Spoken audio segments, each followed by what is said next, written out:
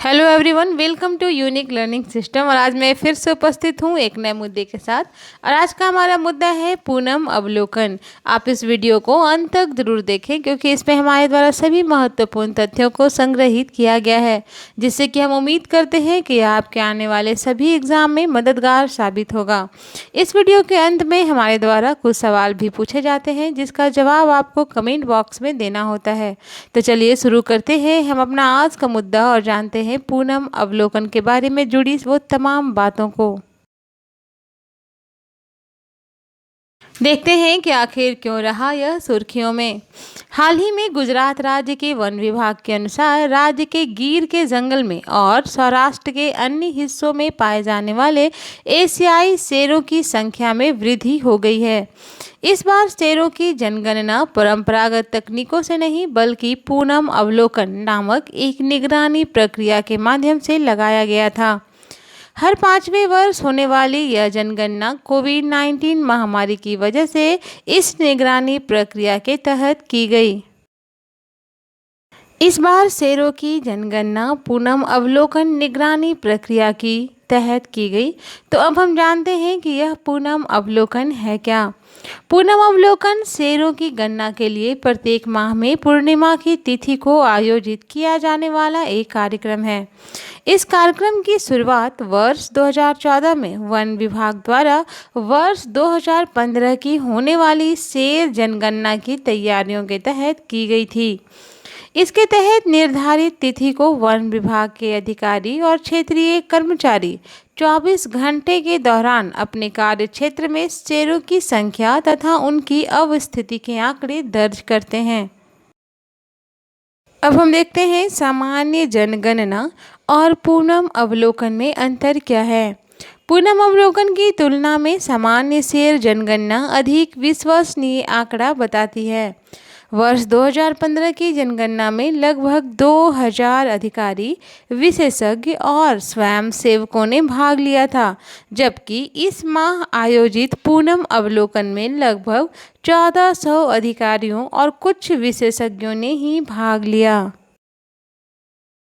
पूनम अवलोकन की प्रक्रिया में केवल वन विभाग के अधिकारी ही शामिल होते हैं, जबकि सामान्य जनगणना में बाहर से भी अधिकारी को सम्मिलित किया जाता है और इसकी कार्य प्रणाली भी थोड़ी भिन्न होती है। जैसे कि अगर हम सिर्फ एक उदाहरण के तौर पे समझें तो जैसे सामान्य शेर जनगणना में जल स्रोतों पर कुछ कर्मचारी तैनात किए जाते हैं जो 24 घंटे के दौरान जल स्रोतों पर देखे गए शेरों की गणना करते हैं, और वहीं पूनम अवलोकन में लायन ट्रैकर्स के प्राप्त इनपुट के आधार पर उनकी कुल संख्या का आकलन करते हैं।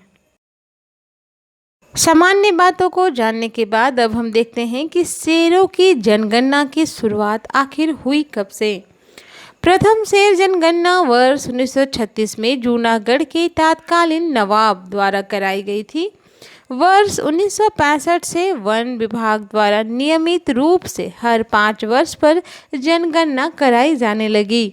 जानकारी के लिए बता दूं कि 6वीं, 8वीं और 11वीं जनगणना का आयोजन विभिन्न कारणों से 1 वर्ष की देरी से हुआ था। इस बार एशियाई शेरों की संख्या में वृद्धि हुई है। अब हम जानते हैं इस वृद्धि के कारण को। हाल के कुछ वर्षों में गिर के जंगलों में एशियाई शेरों की आबादी में लगातार वृद्धि देखी गई है।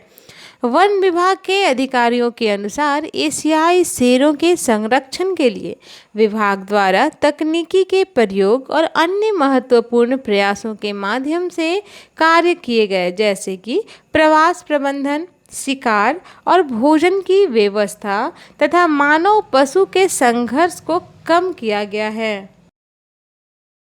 शेरों में अक्सर होने वाली कैनाइन डिस्टेम्पर वायरस से निपटने के लिए वैक्सीन का भी आयात किया गया था। ये भी एक वजह है एशियाई शेरों की संख्या में वृद्धि की, क्योंकि अक्सर ऐसा देखा गया था कि इस वायरस की वजह से कितने शेर मर जाया करते थे।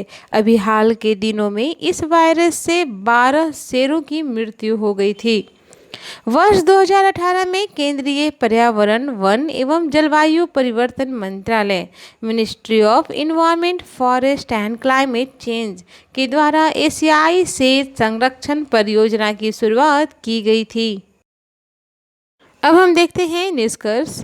हाल के वर्षों में प्राकृतिक और मानव पशु संघर्षों के कारण एशियाई शेरों की असमय मृत्यु की कई घटनाओं के बीच उनकी आबादी में वृद्धि सरकार द्वारा चलाए जा रहे प्रयासों की एक बड़ी उपलब्धि है। इस उपलब्धि के साथ साथ सरकार को वन्य जीवों में अज्ञात संक्रामक रोगों के बढ़ते मामलों को देखते हुए देश में इसके उपचार के प्रबंध और शोध पर भी विशेष ध्यान दिया जाना चाहिए। इस पूरे वीडियो से जुड़ा हुआ हमारा आज का सवाल है, पूनम अवलोकन प्रक्रिया किन की जनगणना में अपनाई गई? ए बाघ, बी शेर, सी हाथी और डी पक्षी। दूसरा क्वेश्चन है, एशियाई शेर संरक्षण परियोजना की शुरुआत कब हुई? ए 2016, बी 2017, सी 2018 और डी 2019। आप अपना जवाब हमें कमेंट बॉक्स में ज़रूर दें। आज के लिए बस इतना ही। और यदि आपको यह वीडियो अच्छा लगा और अगर आपके उम्मीदों पर यह खरा उतरा तो आप इसे एक लाइक ज़रूर करें। आपका एक लाइक हमारे मोटिवेशन को बढ़ाने के लिए काफ़ी होता है। चैनल को सब्सक्राइब भी करें और बेल आइकन प्रेस करना ना भूलें ताकि आपको मेरे चैनल से जुड़े हुए नए अपडेट्स मिलते रहें।